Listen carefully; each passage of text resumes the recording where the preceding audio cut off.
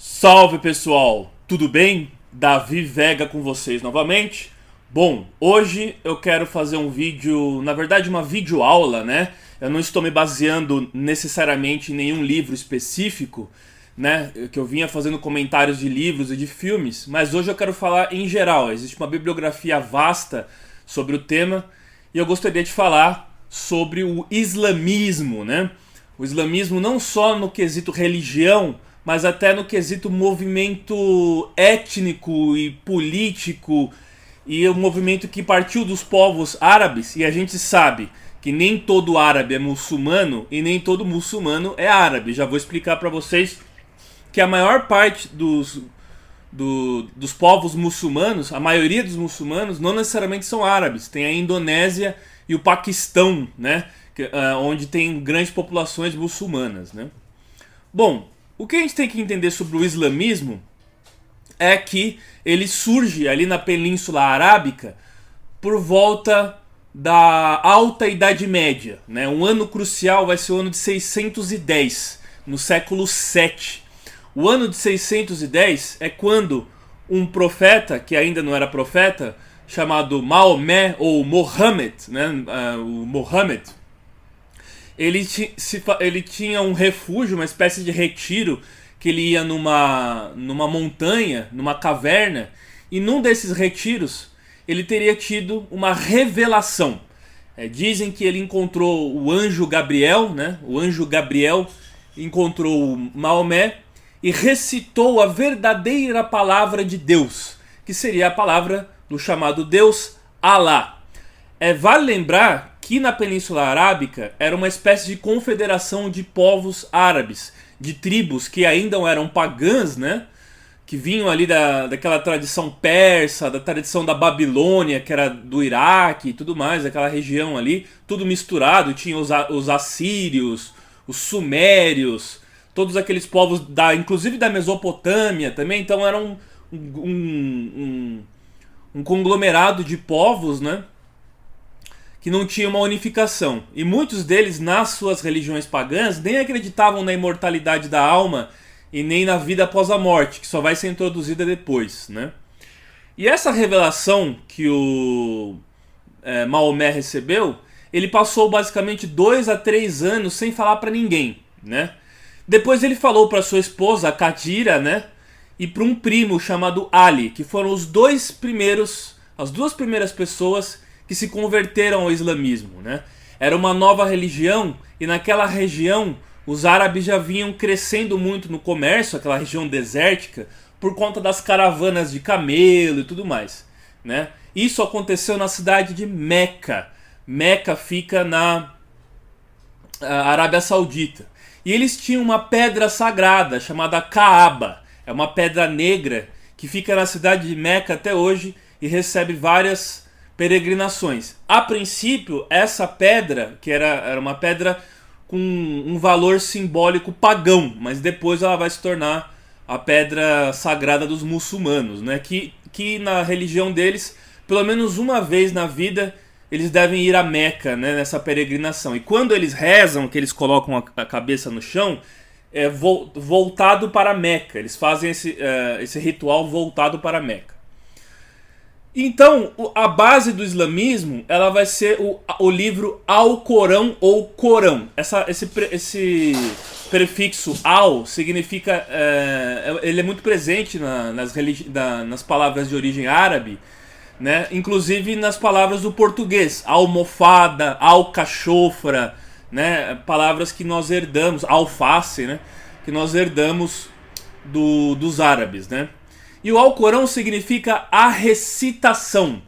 Ele tem cerca de 114, se eu não me engano, 114 capítulos, que são chamados, deixa eu só conferir aqui, são chamados de suras. Esses capítulos são chamados de suras. E quando o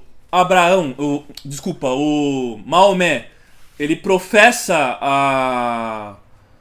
o Alcorão, ele sofre uma perseguição ali em Meca. E ele foge para Medina, uma outra cidade sagrada.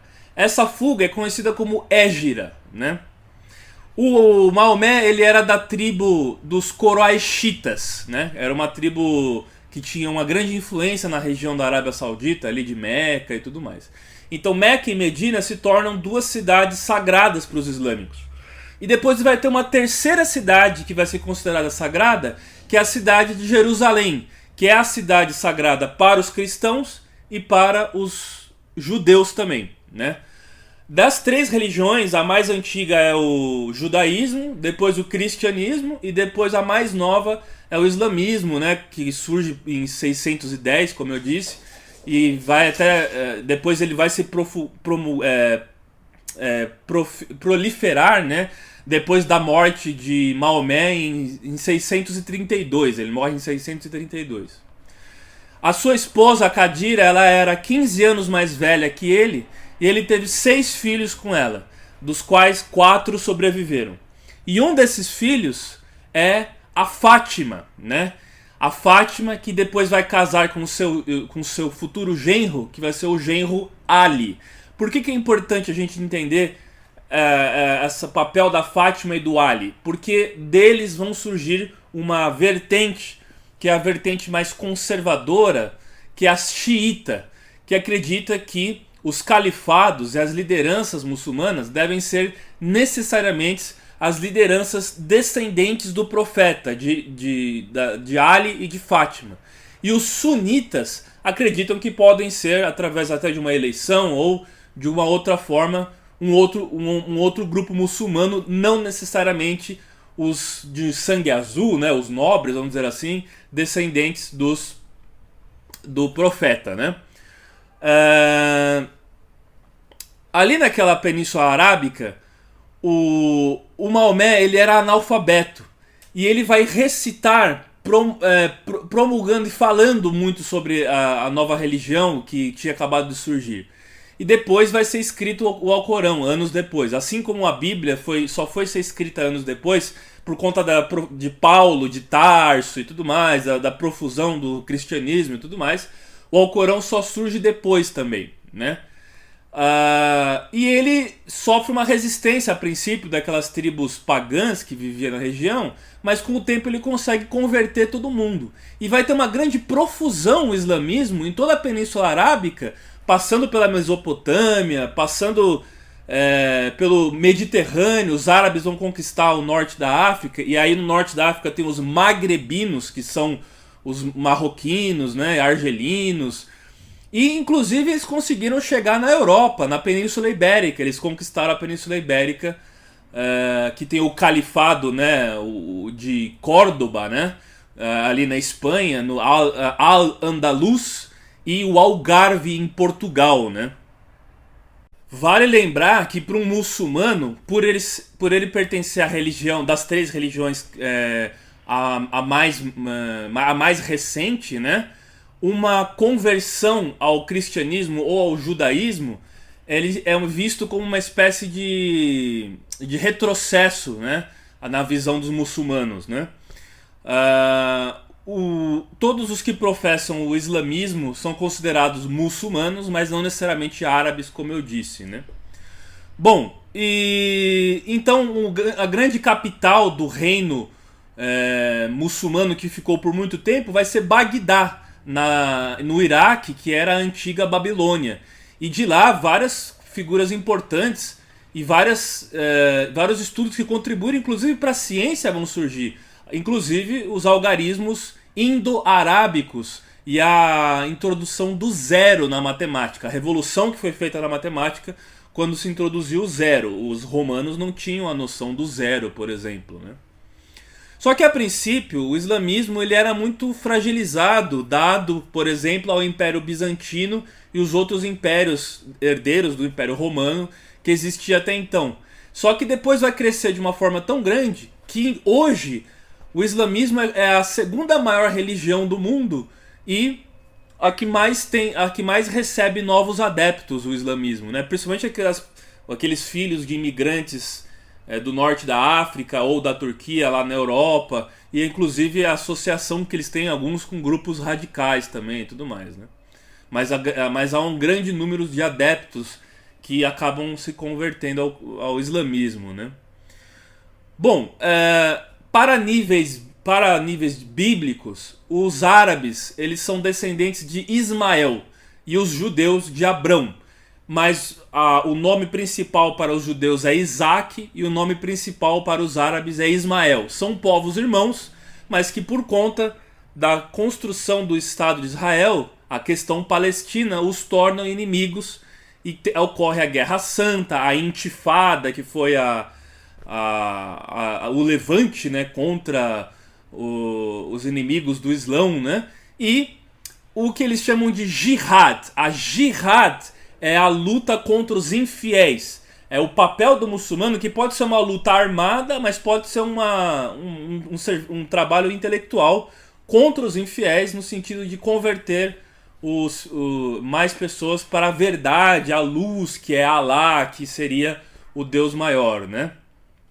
Bom, com o tempo, dada essa expansão do islamismo, eles vão ter uma grande profusão no mundo, principalmente depois. Antes disso, teve a Batalha de Poitiers na França. Quando eles conquistam a Península Ibérica, eles tentam conquistar o restante da Europa, mas eles vão ser derrotados pelo Carlos Martel em Poitiers, na França, né?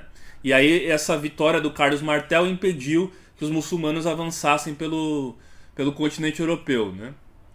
Só que passada a Idade Média, no século XVI, o Solimão, né, o Solimão Solimei, às vezes você pode ver escrito Solimei, mas é o Solimão, ele vai começar na região da Anatólia, que é a região da Turquia, o chamado Império Otomano.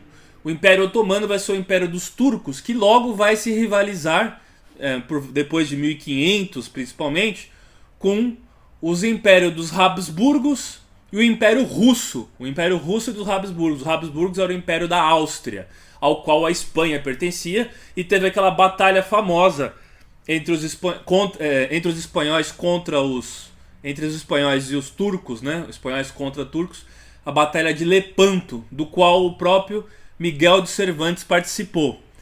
A expulsão dos árabes da Península Ibérica se deu em 1492 com a conquista de Granada, né?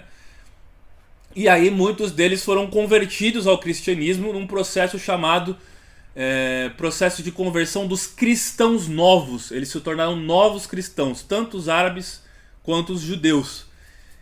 A cidade de Toledo, na Espanha, é uma cidade que já foi capital do reino visigótico, né? Foi uma cidade onde as três religiões conviveram pacificamente até o início da Inquisição. Os judeus, os árabes e os cristãos, né? Os judeus, os muçulmanos, melhor falando, né? Judeus, muçulmanos e cristãos, né? Bom, eles vão conquistar também algumas regiões do leste da Europa. A Bósnia, por exemplo, ela é muçulmana, né? Ela tem um grande número de bósnios muçulmanos.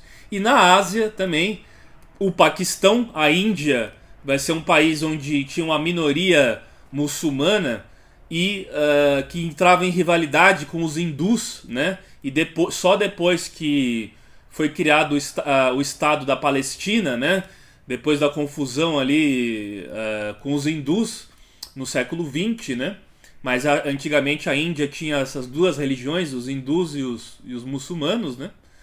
E a região da Indonésia, como eu disse, onde tem a maior população muçulmana do mundo, né? Então, dois grupos principais surgem, como eu disse, os xiitas e os sunitas. Os sunitas são cerca de 85 a 90% dos povos muçulmanos, né? E os xiitas tiveram uma grande revolução, principalmente no Irã, que era a antiga Pérsia, né? Uma grande revolução no Irã, que foi a revolução dos ayatolás, e no Afeganistão também. E essa revolução xiita dos ayatolás, ela transformou o Irã numa teocracia, né? Uma teocracia, e que vem sendo combatida muito arduamente pelo Ocidente e tudo mais, né? Porque eles viram isso como um retrocesso, né? Os xiitas defendem a linhagem do profeta, né? Da Fátima e do Ali, e os sunitas não necessariamente isso. Mas vale lembrar que existem grupos sunitas considerados radicais também. A Al-Qaeda do Bin Laden, o Bin Laden ele era um sunita. o Saddam Hussein era sunita também. E os xiitas têm aquele grupo famoso Hezbollah, né? Foi um grupo que entrou em conflito com Israel diversas vezes, né? No século XX teve a Guerra dos 6 Dias, né? E também a Guerra do Yom Kippur, né? Naquela região ali tensionada da Palestina, onde tem as colinas de Golã, que estão, acho que na administração da ONU, dos capacetes azuis, né? Se eu não me engano, e tudo mais, né? Bom, no Brasil a gente tem um grande número de muçulmanos, principalmente por conta dos sírios e libaneses. E a gente chama os sírios e libaneses no Brasil de turcos por conta do Império Otomano, porque muitos deles, quando vinham na transição do século XIX para o início do século XX para o Brasil, eles chegavam com o passaporte do Império Otomano, passaporte turco, porque aquelas regiões estavam pertencentes ao Império Otomano, né? Então por isso a gente chama eles de turco, mas eles são libaneses e sírios, né? O Líbano tem uma forte influência cristã vinda dos franceses, que foi colônia francesa. E a região da Palestina e do Iraque teve aquele personagem famoso, Lawrence da Arábia, que virou até filme do Peter O'Toole, né? Com o Peter O'Toole, né? E o Lawrence da Arábia, que na Primeira Guerra Mundial organizou as tribos da região contra o Império Otomano, né? Os otomanos cometeram grandes massacres, principalmente em relação aos assírios, os armênios e os gregos. Mas os armênios, o genocídio armênio foi o maior. Cerca de 1,5 milhão de pessoas morreram na Primeira Guerra Mundial por conta do massacre dos turcos otomanos em relação aos armênios, né? Bom, o calendário para os islâmicos começa em 622, se não me engano, 16 de junho de 622, eles começam a contabilizar no calendário deles, né? Uma curiosidade é que o Alcorão, por ser uma religião voltada para os mais pobres, para a ajuda dos mais necessitados, o Alcorão não pode ser vendido, ele tem que ser dado. E muitos dos grupos muçulmanos condenam a usura também. Uma coisa que entra em choque, inclusive, com os judeus, porque os judeus vivem da usura, dos juros e tudo mais, e tem essa diferença entre eles. Não que os não sejam comerciantes também. Desde a época dos fenícios, aqueles povos que vinham da região do Oriente Médio ali, principalmente do Mediterrâneo, eram eminentemente comerciantes. E aqui no Brasil, os libaneses e os sírios são bons comerciantes, né? Quase todos eles, principalmente, né? Bom, e tem um jejum que eles fazem chamado Ramadã. O Ramadã é um jejum que eles fazem em homenagem, não é homenagem, né? Em memória, para se deixar equivalente àqueles que não têm alimentos, aqueles que passam fome, aqueles que são miseráveis. Então o Ramadã é um período que eles ficam fazendo de jejum, né? Que eles fazem em nome dessas figuras mais fragilizadas e tudo mais, né? Bom, o islamismo e os muçulmanos em geral, principalmente vindo da elite árabe, os árabes são uma elite dentro dos grupos muçulmanos, inclusive em Al-Andalus, na Espanha, os árabes eram a elite, porque tinham os magrebinos e tinham até eslavos que eles pegavam do leste da Europa e levavam ali para serem seus escravos. Daí vem a palavra escravo, de eslavo, né? E vale lembrar que esses grupos de muçulmanos, eles já foram muito dados à ciência, à filosofia. Tinha aquele matemático Averroes, se não me engano, mas se escreve Averroes, que foi um grande tradutor das obras de Aristóteles. Além da matemática, como eu disse, da introdução do zero que revolucionou a matemática e os algarismos indo-arábicos, eles também desenvolveram a navegação pelas estrelas, eles também desenvolveram a alquimia, muitos deles eram exímios químicos e faziam bálsamos. Até no livro do Dom Quixote, o Miguel de Cervantes fala do bálsamo de Ferrabras, né? Que era um mouro, né? Seria um mouro que mexia com a alquimia, que ele lia nos livros de cavalaria e tudo mais, né? E esses mouros que invadiram a Europa, e o sul da Itália também foi invadido, muitos deles eram conhecidos como sarracenos, né? E o Ocidente deve muito ao Oriente, principalmente ao Oriente Médio, Boa parte de suas inovações, a pólvora foi introduzida no Ocidente, não necessariamente pela China, mas foi também pelos persas que já usavam a pólvora, né? Enfim, uma série de coisas que o Ocidente deve ao Oriente. E eu tenho um vídeo aqui falando do orientalismo, que é baseado no livro do Edward Said, um escritor palestino de origem americana ou inglesa, se eu não me engano. E eu fiz um vídeo falando sobre o orientalismo, vou deixar aqui na descrição desse vídeo para vocês, tá certo? Então é só esse comentário que eu gostaria de fazer, um breve histórico da religião muçulmana, né? Do Maomé, Mohammed, que já gerou várias polêmicas por conta das charges do Charlie Hebdo em relação ao Mohammed, né? E que ofendeu as comunidades muçulmanas da Europa, que responderam com atos terroristas e tudo mais. Mas vale a gente deixar bem claro aqui que a religião e a etnia e a cultura árabe ela é muito superior a esse reducionismo preconceituoso que se faz hoje em dia relacionando essas coisas ao terrorismo, né? Bom, curta, se inscreva, compartilhe, deixe seu like e vamos sempre promover a cultura. Muito obrigado, até mais.